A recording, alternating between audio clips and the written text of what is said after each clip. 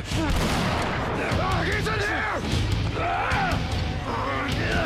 Evan, The Last of Us is one of the most talked about games coming out this year. Walk me through the story a little bit and where we pick up when the game begins.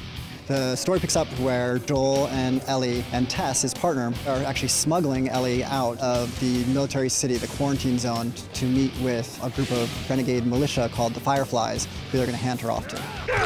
What's interesting to me about this infected is that there are stages. This isn't just mindless zombies chasing after you. What are these stages of infection?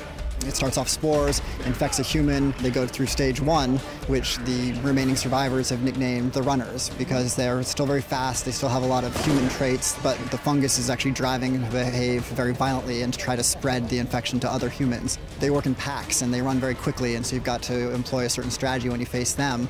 And as the fungus takes more and more control of the body, it progresses through further stages. And we also have stage 3, which the survivors call the clickers. And they're called clickers because the fungus has now infected their body so thoroughly that the fungus is actually growing out of their eyes and other orifices of their body, and they're completely blind now. And the way that they see and navigate the world is through echolocation. They create this clicking sound that bounces off walls and people, and they can figure out the lay of the land. And so they're very, very dangerous because they're hypersensitive to sound, and you've got to be very quiet when you're around them.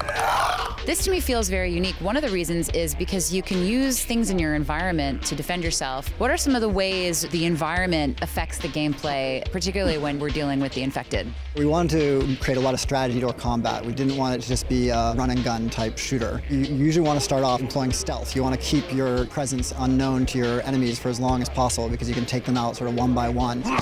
At some point, though, it's probably going to erupt into some pretty heated combat, and then that's when you're going to have to start using the environmental elements. You can find 2x4s and bricks and bottles. You can get scissors and knives, and you can actually bind them to your 2x4. You can find revolvers, shotguns. So you want to collect all those things because the resources are pretty scarce, and you want to take advantage of everything you got.